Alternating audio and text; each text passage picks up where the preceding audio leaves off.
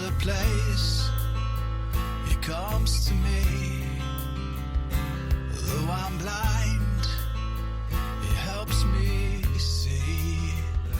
Though I see dimly in this place, one day I'll see Him face to face. This is Kurt Kaikkonen, pastor of Calvary Chapel, Waterford, at your neighborhood church. Today on Face to Face, we'll be in the book of Genesis.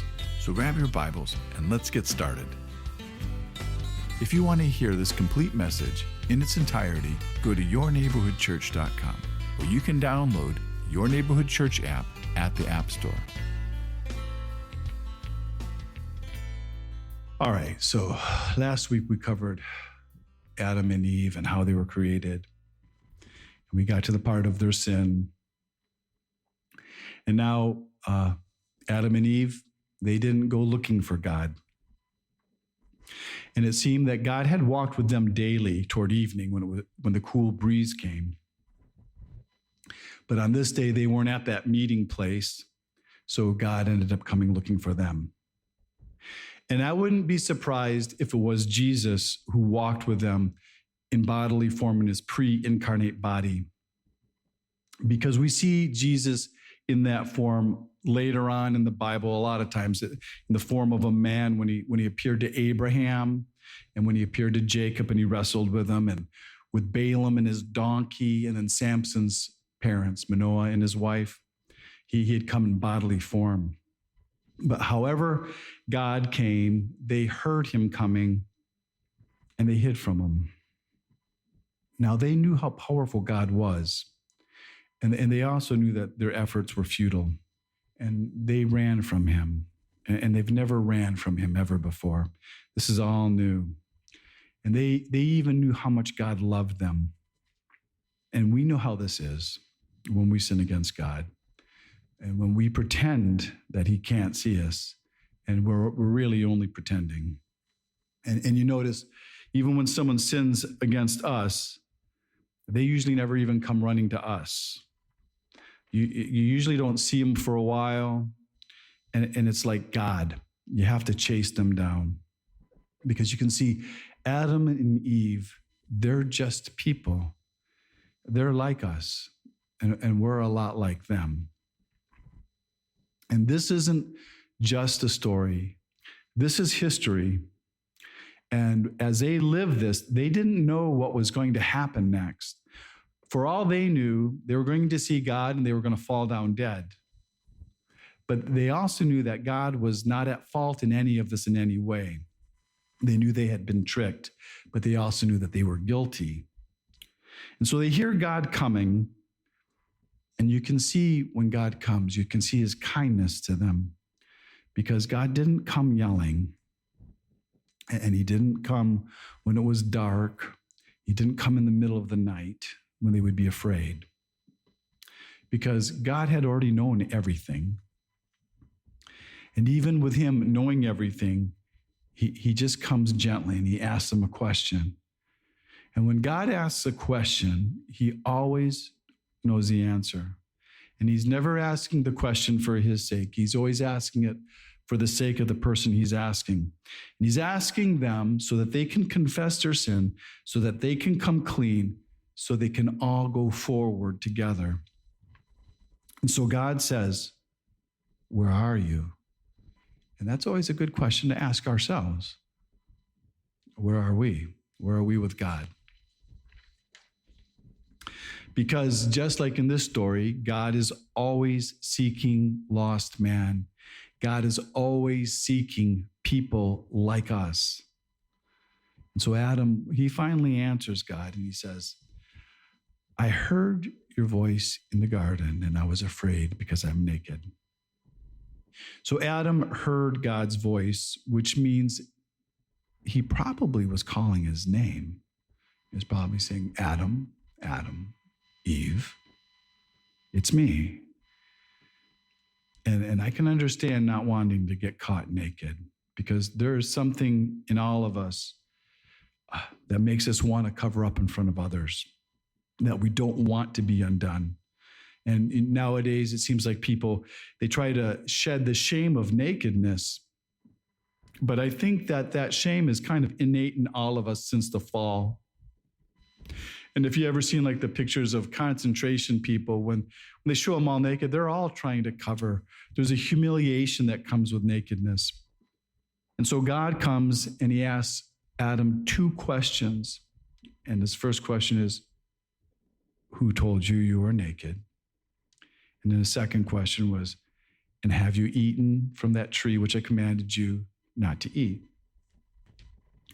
Adam never answered the first question. So he's not coming confessing to God. And then when he's asked the second question, all he does is he blames his wife.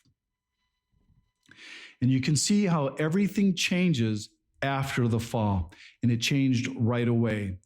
His love for Eve changed because he really can't love her with the love of God anymore.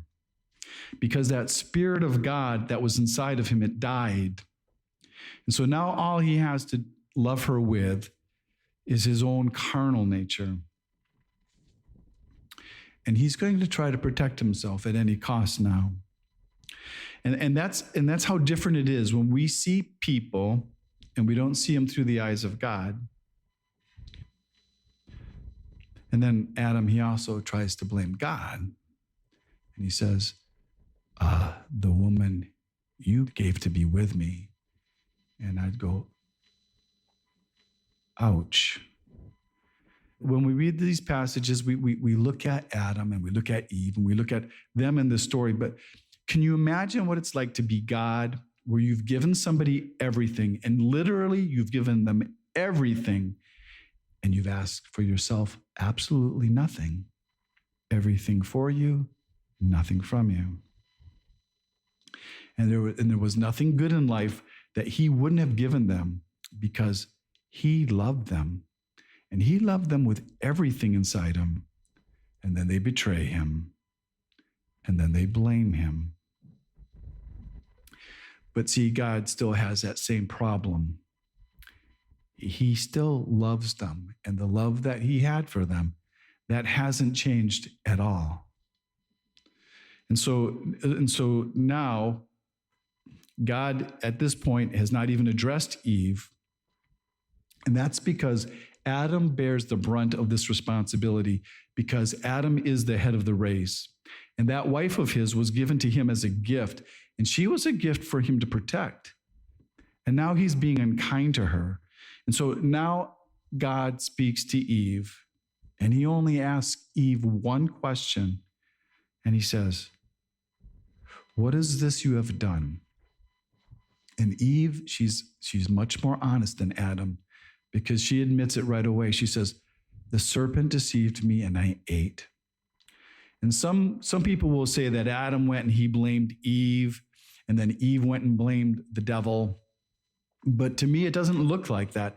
It just seems like she's telling the truth of what happened, and she's confessing. And God, he isn't fooled in any of this, because he knows who's behind all of it. So God doesn't start this by addressing Adam, and he doesn't start by addressing Adam or Eve, because he knows who's behind it. And he knows it's the serpent. He knows it's the devil. And he also knows he's a liar. And so now he starts with the serpent. Now that serpent, he paid quite a great price to allow Satan to possess it. And God doesn't go in and he doesn't even ask the serpent any questions. He just pronounces the judgment, because God knows who he is, and he knows that he's a liar. And the serpent is cursed more than all the cattle and the beasts, and he's going to eat dirt. And this is the part where the serpent becomes a snake. And if you notice, God never curses Adam, and he never curses Eve. God only curses the serpent. And in the middle of this curse, while he's cursing the serpent, God starts speaking to Satan, and he says, I will put enmity between you and the woman, between your seed and her seed, and he shall bruise your head, and you shall bruise his heel. And so God tells us about this enmity that's going to be between the woman and the serpent. And enmity is kind of what it sounds like. It sounds like enemy, and that's what it means, that they don't like each other. They're going to have this relationship but they don't like each other. And you have to realize that this woman, she watched that serpent turn from this beautiful creature that had deceived her into a snake that slithered away on his belly, eating dirt. And there's a lot of people who don't like snakes, but you'll find a lot of women who especially don't like snakes. And we see in this verse where the woman has a seed. And you can imagine when God had spoken this verse, that it must have gave Eve some comfort right away, knowing that she was going to live, because she realizes that one day she's going to have a child, and that child's going to destroy the serpent. And this is our first promise of a Savior, that there would be a Redeemer through this woman's seed. And we've been talking about that verse a lot lately, of how that verse speaks of the virgin birth of Jesus, and how woman had been given this one seed, and it's different than all the seeds that were given to man that he brings to conception. But the other part of this verse tells us that Satan, he also has a seed, and that his seed is going to bruise the Messiah's heel, but the Messiah is going to crush him. And what this is talking about Jesus' death on the cross, and how Jesus' death on the cross would only be a bruise to his heel, because it wouldn't have a lasting effect on Jesus, because death couldn't hold Jesus. Jesus rose from the dead. But by that same death on the cross, that's what crushed Satan's head, and the power that Satan held over man, and the power that Satan had held over God's creation. That's where Satan was defeated. And this Satan's seed and this woman's seed, they've been at war ever since this time in the garden. And you can see it throughout history, where Satan has tried to destroy the line to the Messiah, where he tried to destroy this holy seed by trying to kill the whole nation of the Jews. And in the first place we see that is the flood. You have to realize that during the flood, there's only 8 people who lived. And you can see that in the line of the kings of the Messiah, that all the descendants of David in the line of the kings were all killed to just one descendant, and that was Josiah, that he was hidden away. And then in the book of Esther, where almost all the Jews were wiped out there. So there's always been this war between Satan's seed and the woman's seed. And then all the way up to Jesus, where Jesus even called the Pharisees, he called them the sons of the devil. And they actually tried to kill the holy seed. And they did crucify Jesus, but it only bruised his heel.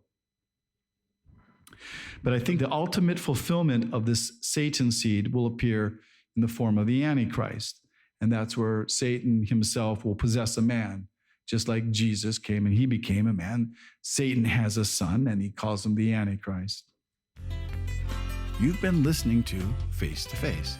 Face to Face on this radio station has been provided by Your Neighborhood Church. If you want to help support Face to Face and put this program on other stations just like yours, you can contact us at yourneighborhoodchurch.com or write Your Neighborhood Church, P.O. Box 500, Romeo, Michigan 48065. There's a place he comes to me.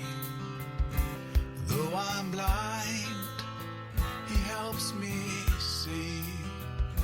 Though I see dimly in this place, one day I'll see him face to face. Tune in again tomorrow at this same time as we continue to go through the Bible.